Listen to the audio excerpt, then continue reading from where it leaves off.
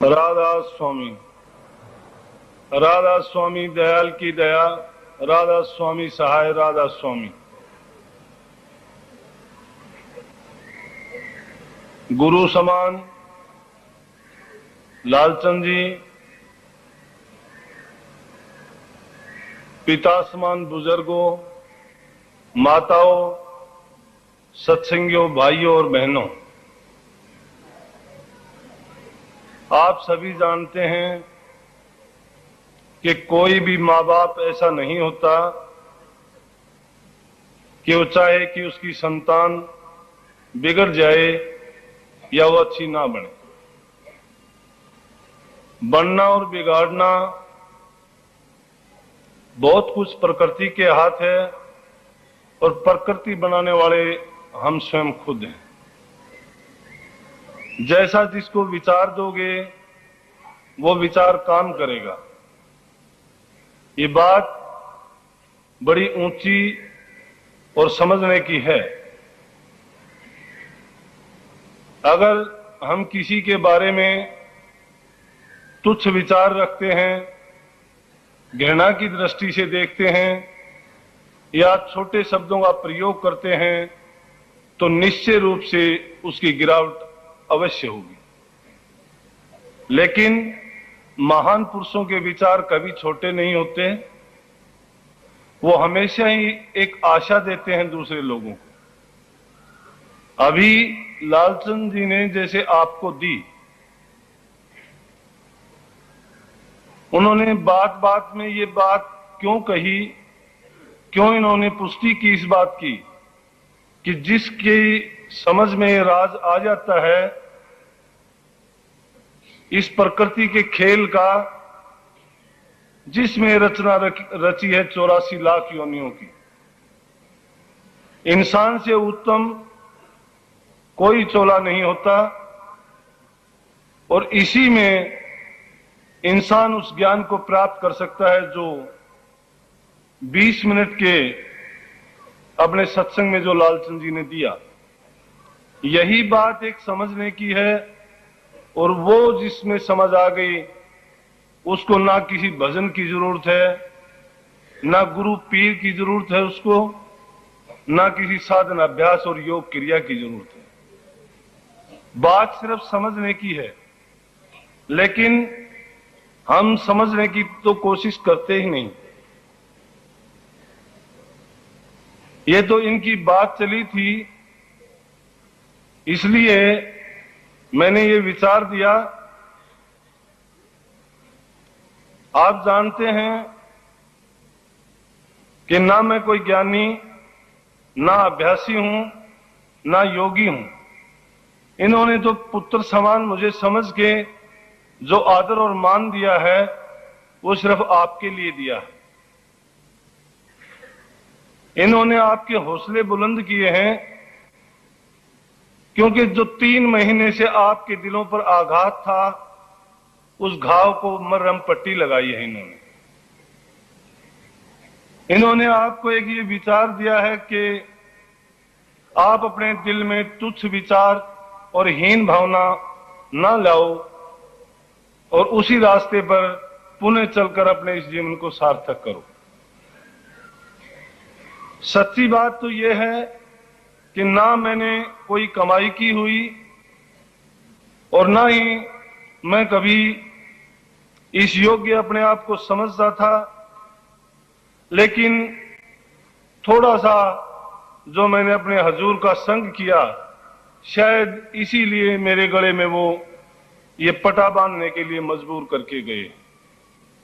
ये सत्संग नहीं है, ना मैं आपको कोई शिक्षा देने के लायक हूं। बात सिर्फ इतनी है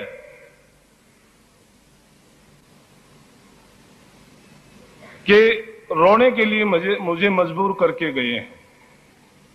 सत्संग नहीं होता इस जगह पर आने के बाद में। सिर्फ इंसान का जिंदगी में रोना ही बाकी रह जाता है। मैं आपके सामने अगर आंखों से आंसू बहा के दिखाऊं, बहुत लोग मैंने ऐसे देखे। मेरी बात को आप बुरा ना समझना।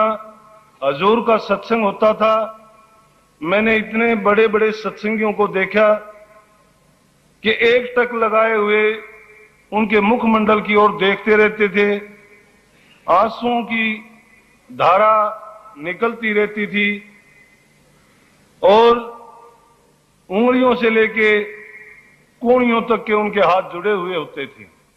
लेकिन इस दौरान में जो उन लोगों का खेल देखा तो मुझे तो शर्म जरूर महसूस होती है, उनको तो शायद उस बात में मजा ही आया होगा।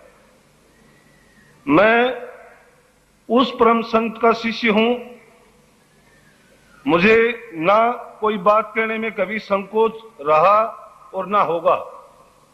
बेशक आप उस बात का बुरा माने, संतों ने यही रास्ता अपनाया है, चाहे वो किसी को बुरी लगे तो उस रास्ते को छोड़ देगा, लेकिन इस स्थान पर आने के बाद में भी अगर वो सच्ची नहीं कहेगा तो खुद पाप का भागी होगा। ये देश इकट्ठा करने से, ये लोगों का समूह जोड़ने से उसका नाम ऊंचा जरूर हो जाएगा, लेकिन वो इस संसार से पार नहीं होंगे। उनका साधन अभ्यास कहां गया उन लोगों का जिनका अभी बिना नाम लिए बेनाम से लालचंद जी ने बखान कर दिया। जो सत्संगियों की अगली पंक्ति में बैठते थे, जो लोगों को मिलने का समय देते थे, आज वो लोग क्या सोचते होंगे, क्या कहते होंगे। मैं अपने सतगुरु से गए नहीं हैं, सिर्फ एक शरीर रूप बदला है। संतों की ताकत कभी इस ब्रह्मांड से खत्म नहीं होती। सतपुरुष का हुक्म लेके संत आते हैं और स्वामी जी महाराज ने साफ लिखा है, संत सभी वा घर से आवे, नाम दे जीव चितावे, जो चेते तिस ले पहुंचावे, नाम भेद ले माने कहना, तिसको सुख दुख नहीं सहना। बात आगे बहुत चली गई नाम की, लेकिन मैं तो आपको पहले दर्जे की पहली पीढ़ी की ही बात कह रहा था।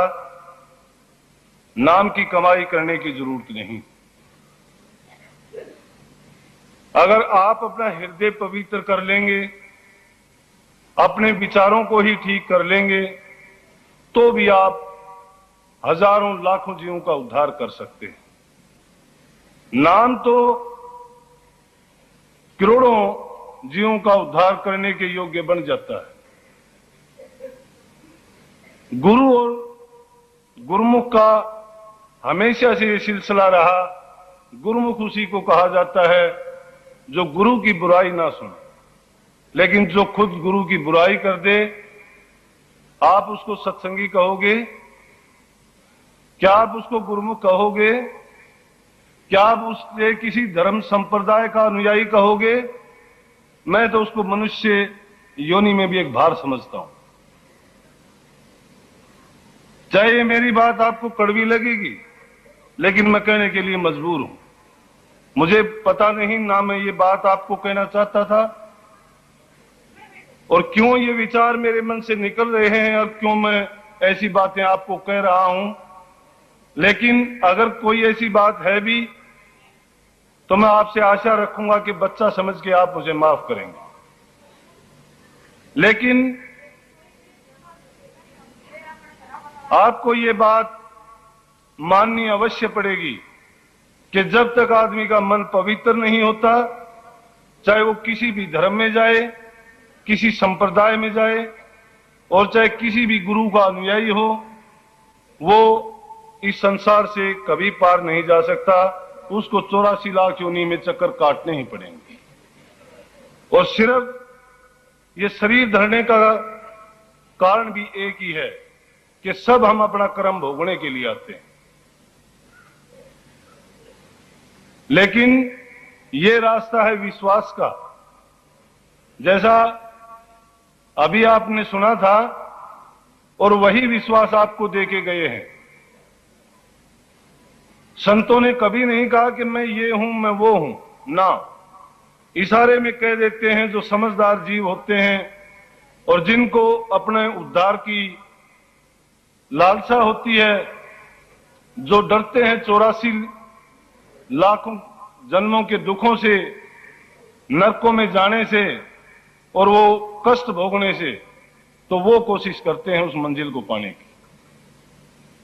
लेकिन जिसको कोई भी जरूरत नहीं है, पशुओं को पीटते हैं, ज्ञान तत्व उनमें कम होता है, लेकिन हम उनसे भी गिरे हुए हैं। वो तो अज्ञानी है, उसको ज्ञान नहीं किसी बात का, फिर भी वो अपने सभी कामों में ठीक होता है, इशारे से भी समझता है, पीटने से भी मान जाता है। लेकिन इंसान डींगे मारता है ज्ञान की, ध्यान की, किसी पंथ से बनता है, गुरु का प्यारा बनता है, बड़े लंबे चौड़े भाषण देता है, लेकिन अमली जीवन उनका क्या होता है। ये बार बार इतने सत्संग सुने, मैं तो कहूंगा कि हमारे हजूर महाराज जी जैसा संत ना इस संसार में कभी आया था और ना आगे आएगा। एक अक्षर नहीं पढ़े थे वो, यही भाषा थी।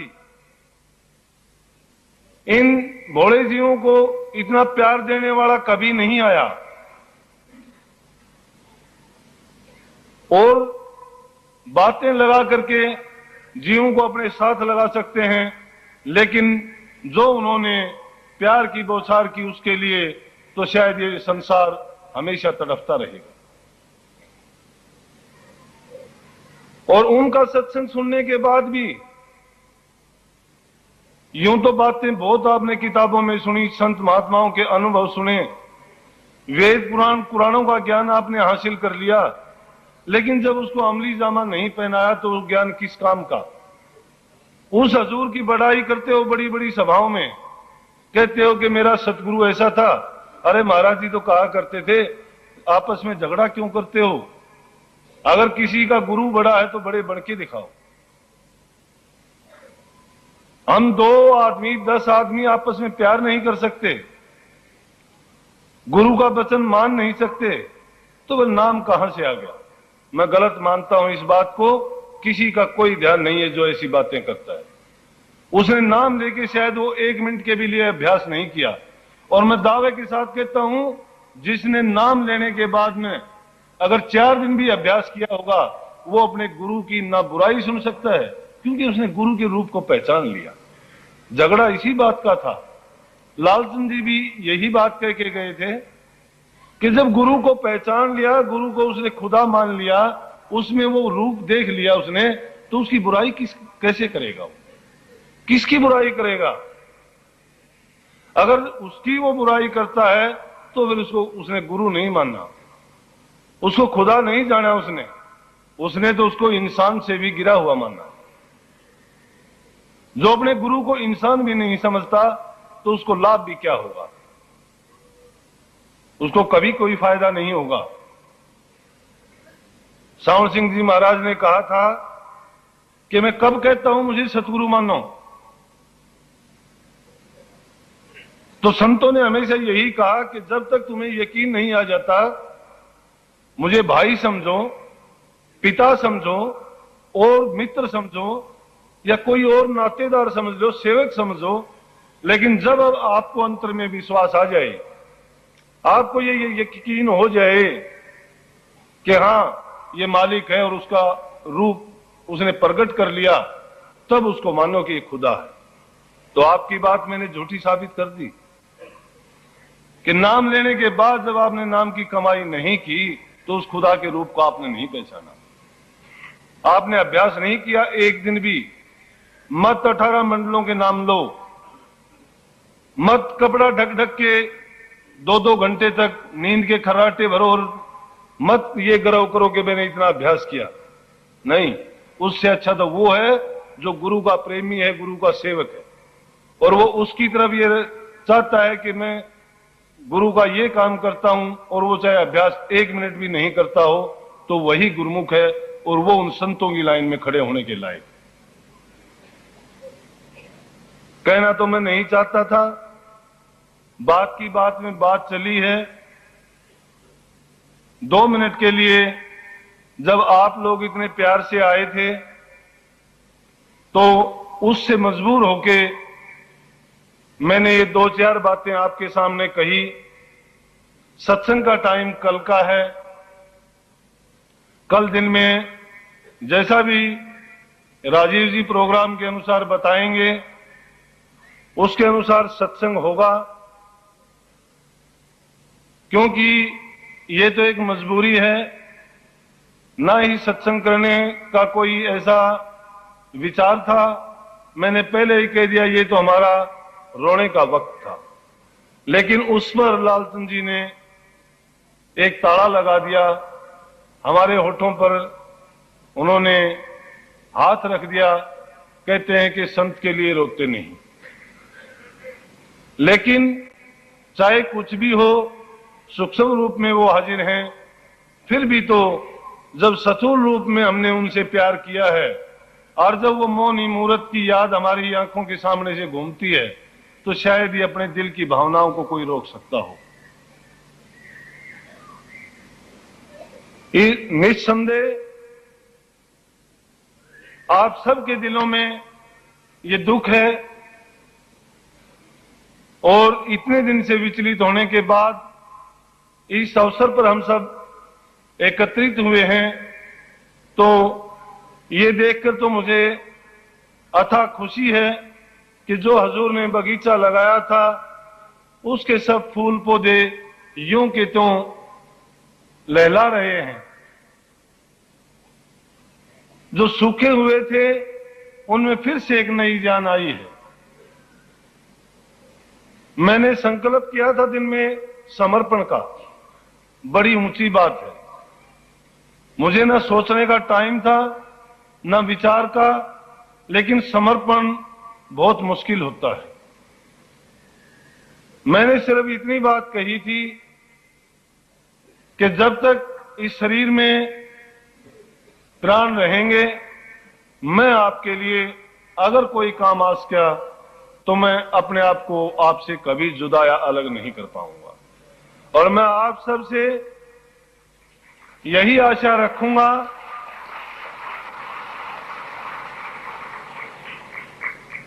कि आप मेरी इज्जत की रखवाली करेंगे, मुझे इससे भी बढ़कर प्यार देंगे, तो मैं भी आपके लिए हमेशा इसी तरह से तत्पर रहूंगा।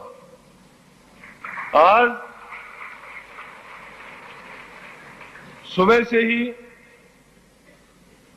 जिस हालत में अब बैठा हूं, 5 या 10 मिनट के लिए अगर मैंने चाय पी हो या थोड़ा बहुत खाना खाया हो, उसके अलावा मैं ना कहीं हिला हूं ना गया हूं।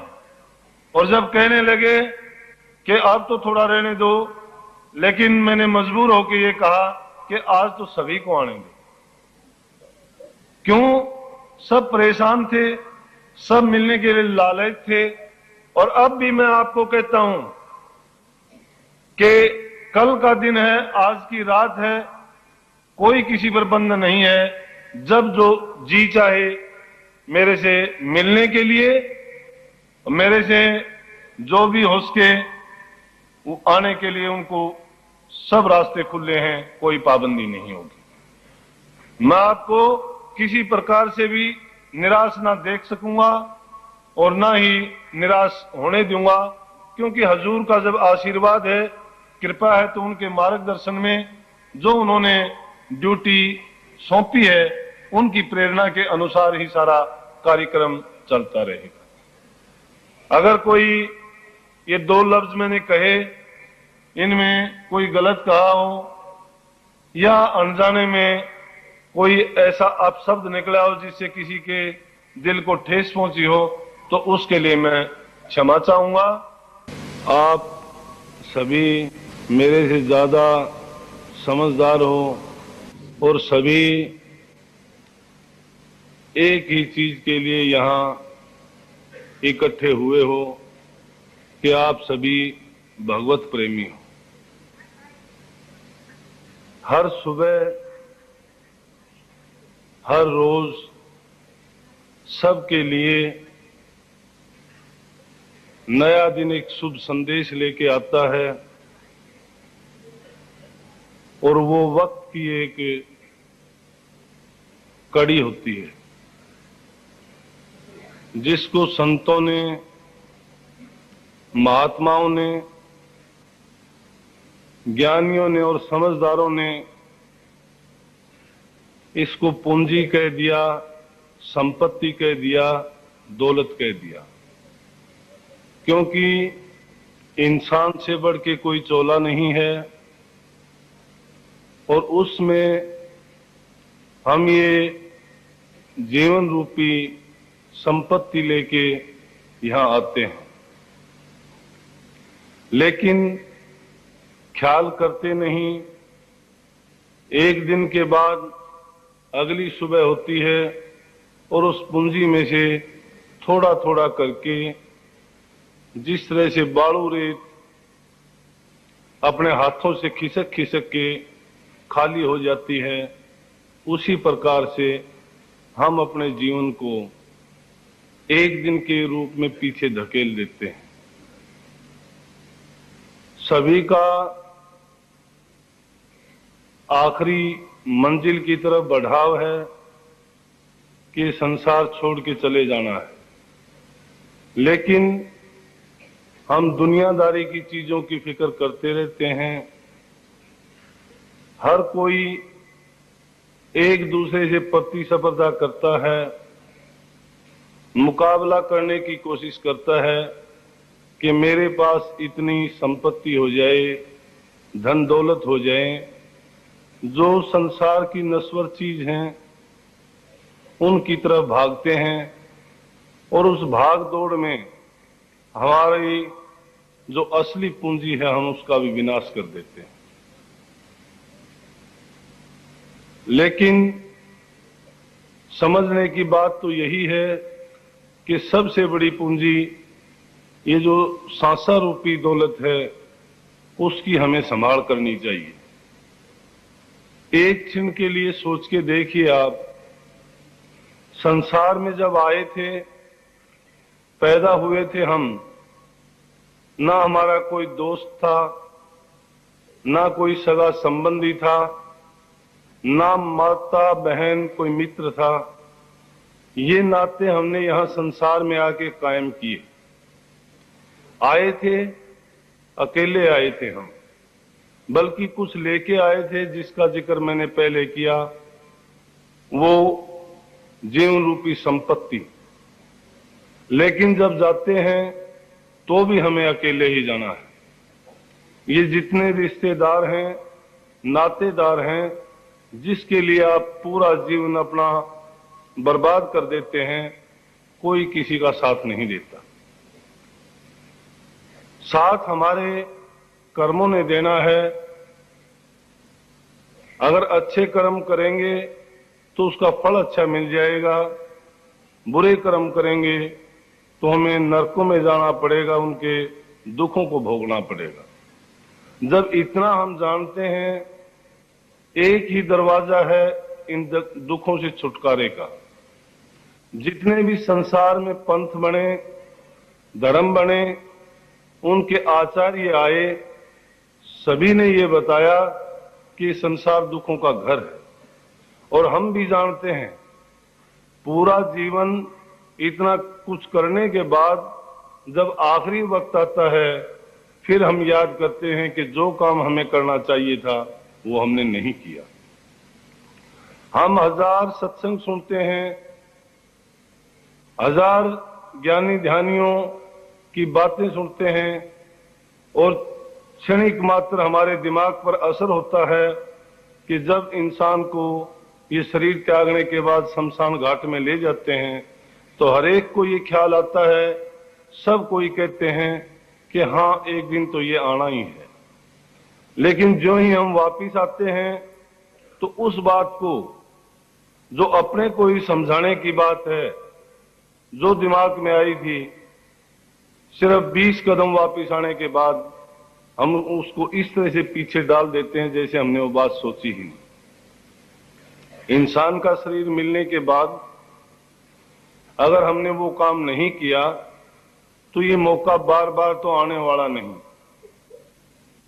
रामायण महाभारत, कोई भी ग्रंथ, संसार के अंजिल, पुराण, कुरान, जितने भी सभी धर्मों में, सभी भाषाओं में, सभी सभ्यताओं में जितने महापुरुष हुए, सब ने यही कहा है कि जीवन का अंतिम लक्ष्य यही है। और इंसान क्षणिक सुखों के पीछे भागता है, फिर भी उन सुखों को वो हासिल नहीं कर सकता। हर सुबह उठते ही अगर हम ये संकल्प करें, मालिक से हाथ जोड़ के एक ही प्रार्थना करें कि मालिक मुझे अच्छे काम में लगाना, मेरे से कोई बुरा काम नहीं होना चाहिए, तो जो जो आप धीरे धीरे इस चीज की ओर बढ़ोगे तो एक दिन मन भी आपका पवित्र हो जाएगा। लेकिन अगर इसी तरह बुराई की तरफ बढ़ते गए तो आपका अंतःकरण इतना कलुषित हो जाएगा कि ना आप दूसरे के दुखों को समझोगे और सिर्फ अपने ही सुख के लिए आप चाहे दूसरे को कितना भी कष्ट क्यों न पहुंचाओ, उससे भी नहीं चूकोगे। लेकिन सुबह का जब जिक्र आया, आज की सुबह उन साधारण दिनों में से नहीं है। मैं आप सब बुजुर्गों, भाइयों, माताओं से ये कहता हूं कि आज एक संकल्प लें आप कि आने वाले जीवन में हम कोई ना कोई एक शुभ काम करें। अगर हम में कोई बुराई है तो उसको एकदम अगर नहीं छोड़ सकते तो धीरे धीरे उसको त्यागने की कोशिश करें। इस प्रकार से जब कोशिश करेंगे, मन हमारा पवित्र होता चला जाएगा और हम उस रास्ते की ओर बढ़ना शुरू हो जाएंगे कि जिस पर चल के इस संसार में जन्म मरण में हम दोबारा नहीं आएंगे। लाख कोशिश करो, लाख आप सत्संगों में बैठो, लाख आप प्रवचनों को सुनो, धार्मिक ग्रंथों का कितना भी आप अध्ययन करो, बातें आपको याद हो जाएंगी, लेकिन जब तक उन पर अमल नहीं करोगे तो वो ग्रंथ या वो कहानियां, वो किस्से आपको कुछ नहीं दे सकते। ये शब्द मैंने भी कई बार गाया है और हजूर ने इस पर कई बार सत्संग भी दिया है कि हरि सच्चे दिल के मीता। इसमें क्या है कि जीव को चेताने के लिए ये कहा गया है। सारी बातों में एक ही बात है, बाकी कहानियां हैं, और इतनी कहानियां तो इसमें 4-5 ही भक्तों की, महात्माओं की दी गई हैं, लेकिन ऐसी कहानियों की तो कोई गिनती नहीं कि जिनमें जो सच्चे दिल से और अपने पवित्र विचारों से उस मालिक को जहां जिस रूप में याद किया तो उसने प्रगट होकर उसकी मदद की। लेकिन मदद उन्हीं की जिनका मन पवित्र है। मन पवित्र तो होता ही है, लेकिन वो हमारी कमी के कारण हम उस पर बुराई के, विषय विकारों के और अपनी चाह और इच्छाओं के कारण उस पर इतने पर्दे डाल देते हैं कि सारी बुराइयों का घर उस मन को बना देते हैं। और इन कहानियों को जानने से पहले आप सिर्फ इतना ही करो कि अपने मन को पवित्र करो। अगर इस मन पर पर्दे रहेंगे तो कोई काम नहीं आ सकते। ना आपको लाख आप दान पुण्य करोगे उसका फल मिल जाएगा, लेकिन फिर भी आपके विचार उससे नहीं सुधर सकते। ऐसा करने से बल्कि अहंकार आ जाएगा कि मैंने ये किया, मैंने वो किया। कितने भी यज्ञ, हवन, तप, पूजा पाठ आप करो, लेकिन वो सब बेकार है। एक ही चीज, अपने इस शरीर रूपी मंदिर में जो मन है उसको पवित्र करो तो आपका पूरा जीवन पवित्र हो जाएगा। अगर बर्तन साफ नहीं है, उसमें कोई आप पवित्र चीज डालोगे तो वो भी अपवित्र हो जाएगी। लेकिन बर्तन साफ है तो उसमें कोई भी चीज डालो वो उसमें वैसी की वैसी पवित्र आपको मिलेगी। तो सबसे अच्छी चीज तो क्या है कि मन को आप साफ करो। जब तक शीशे पर धूल जमी हुई होती है, उस दर्पण में आप मुंह देखने की कोशिश करो, या तो आपको धुंधला दिखाई देगा, अगर ज्यादा धूल उस पर होगी तो आपका उसमें चेहरा भी दिखाई नहीं देगा। इसी प्रकार से मन रूपी जो दर्पण है उसको आप साफ कर लेते हैं तो उस परमात्मा का ज़हूर भी उसी प्रकार से आपको दिखाई देगा, क्योंकि आप इस चीज को जानते हैं कि आत्मा भी और परमात्मा भी सभी इस शरीर इंसान के शरीर के अंदर बनाए गए। जितनी ब्रह्मांड की रचना की हुई है, सारी रचना में 8 चीजों को मिलाकर ये रचना हुई। 5 तत्व, जल, अग्नि, वायु, पृथ्वी, आकाश, और 3 गुण, रजोगुण, तमोगुण और सतोगुण। इन 8 की मिलोनी से जो ये नदी, नाले, पर्वत, जीव, पशु, पक्षी जो आपको दिखाई देते हैं, सब में इन्हीं का समावेश है। किसी में सूक्ष्म रूप से हैं, जो आंखों से देखते हैं ये हमें स्थूल भी दिखाई देता है, लेकिन इंसानी चोले में ये 8 चीज शामिल हैं। बाकी जीवों में किसी में 1 प्रगट है, बाकी की चीजें गौण हैं, किसी में 2 प्रगट हैं, किसी में 3 प्रगट हैं, किसी में 4, लेकिन इंसान का एक मुकम्मल चोला ऐसा है जिसमें ये 8 चीज हैं और उन्हीं के मिलाने से ये बना है। तो इसलिए कोई भी चीज जो आप बाहर देखते हैं वो सूक्ष्म रूप में सारे इंसान के अंदर उस मालिक ने मौजूद की है। हमें कहीं बाहर जाने की जरूरत नहीं, सिर्फ अपने आप को सुधारने की जरूरत है। और जो खुद सुधर जाता है तो उसको सभी अच्छे लगते हैं, और जो खुद ही निकम्मा होता है तो उसको दूसरे भी निकम्मे दिखाई देते हैं। लेकिन उस सुधरने के बाद जिसने उस परमात्मा का, मालिक का ज़हूर कर लिया, तो वो किसी में बुराई देखता भी नहीं। ये भलाई और बुराई देखने का सिलसिला तो जब तक रहता है जब तक इंसान का दिल साफ और पवित्र नहीं होता। जब उसका खुद का पवित्र हो जाता है तो उसको सारी चीज पवित्र दिखाई देती है, सब उसको समान दिखाई देते हैं, ना उसको दुश्मन दिखाई देता, ना उसको कोई मित्र दिखाई देता। जैसा व्यवहार वो अपने नजदीकियों से करता है वैसा वो दूसरों के साथ भी करता है। महात्माओं के अनेक किस्से कहानियां सुनी होंगी आपने कि उन्होंने, किसी ने कुत्ते को परमात्मा मान लिया, किसी ने पत्थर को परमात्मा मान लिया और उसमें उसने प्रगट भी कर लिया।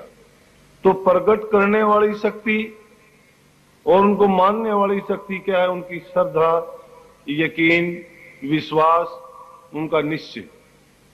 जब इंसान का निश्चय दृढ़ हो जाता है, जब वो किसी चीज में अपनी श्रद्धा पक्की करता है, चाहे वो चीज उसका काम नहीं करती। आप सोच के देखेंगे कि मैंने जब कहा कि सारी की सारी ताकत इंसान के अंदर है, और वो जब अपने आप में ही बैठकर विचार करता है तो उसमें वो शक्ति पहचानने की और जानने की आ जाती है। तो काम करने वाली चीज तो आदमी का विश्वास है, वो मालिक आपके अंदर है, तो वो मालिक उसी का मीत होता है जो सत्य के मार्ग पर चलता है। सच्चे दिल के मीत वो इसीलिए हैं कि जिसने अपने मन को पवित्र किया है, जिसने मन को साफ कर लिया, उसी को वो दिखाई देते हैं। ये सारा संसार, ये इतने लंबे परिवार, ये संसार की चीजों की भागदौड़ सारे इस मन के कारण ही तो है। महात्माओं ने बहुत कहा कि मन के कारण बन गए और बन तज बस्ती मां, कहे कबीरी क्या कीजिए ये मन माने ना।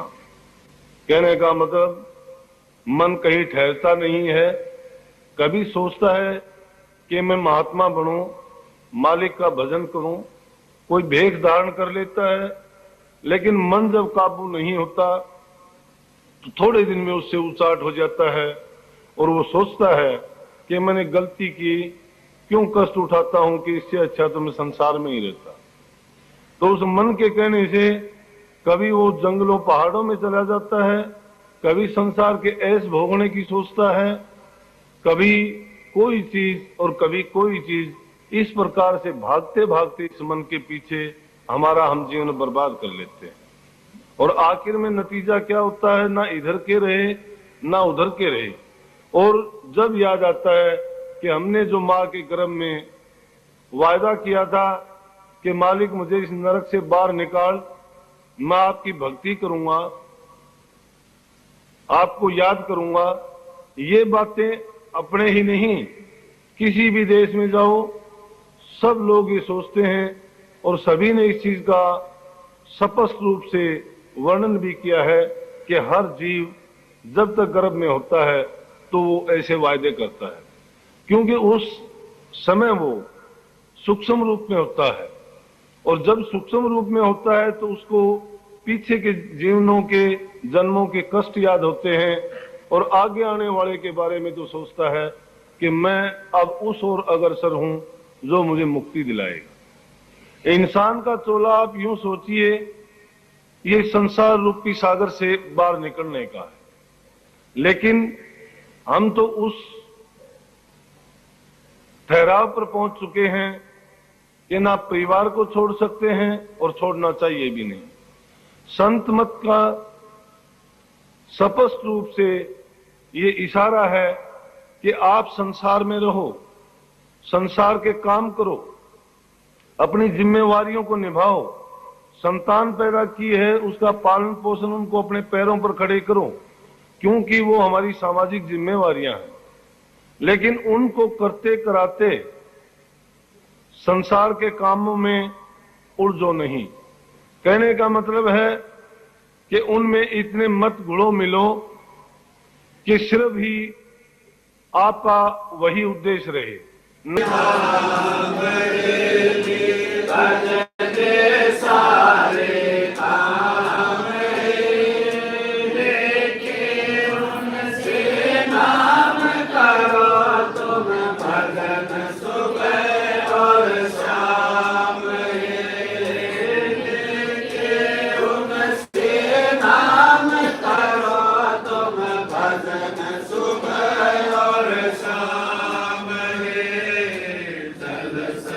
गुरु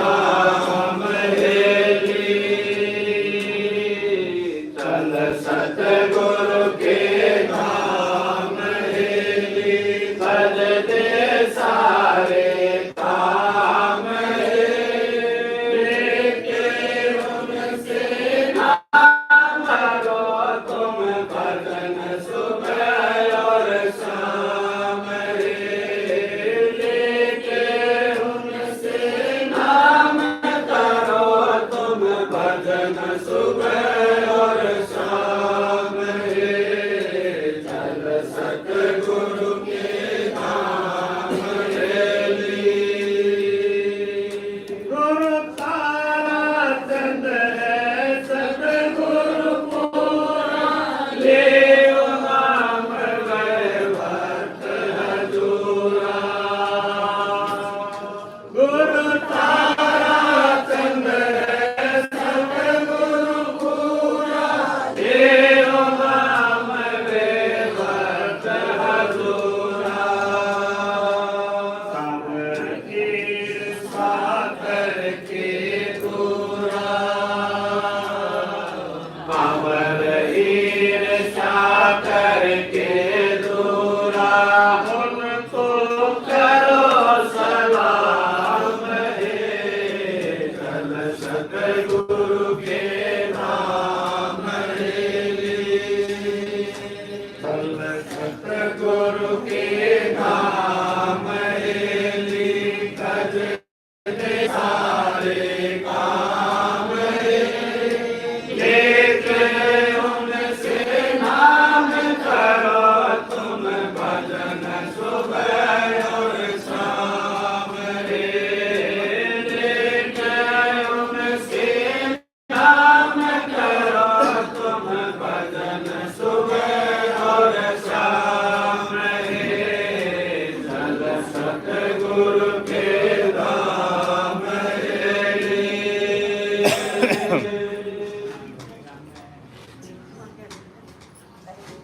मैं कई सतगुरु दरबार मेरा संशय मिट गया सारा मैं गई सतगुरु दरबार मेरा संशय मिट गया सारा ओ ऐसी मस्ती छाई है मेरा हो गया आनंद वारा मैं गई सतगुरु दरबार मेरा संशय मिट गया सारा मलिन वासना जगती त्यागी भजन में सुरता लागी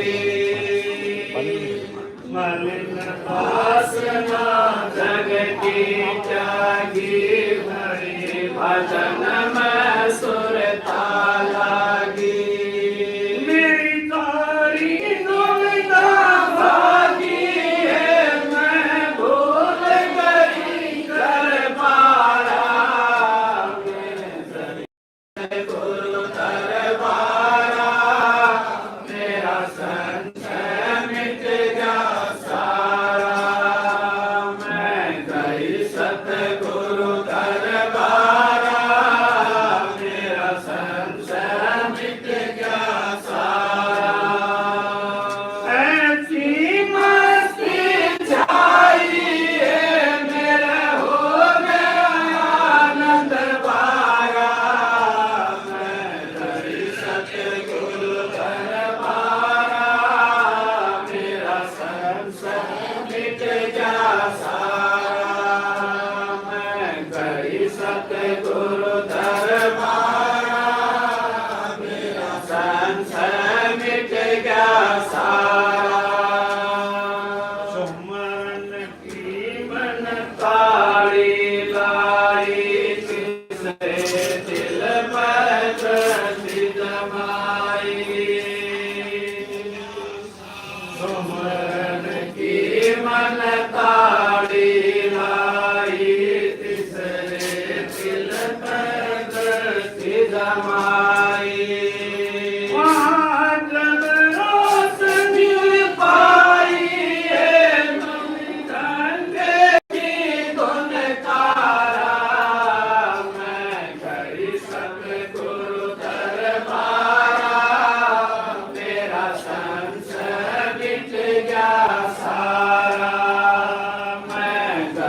सतगुरु दरबारा मेरा संशय मिट गया सारा।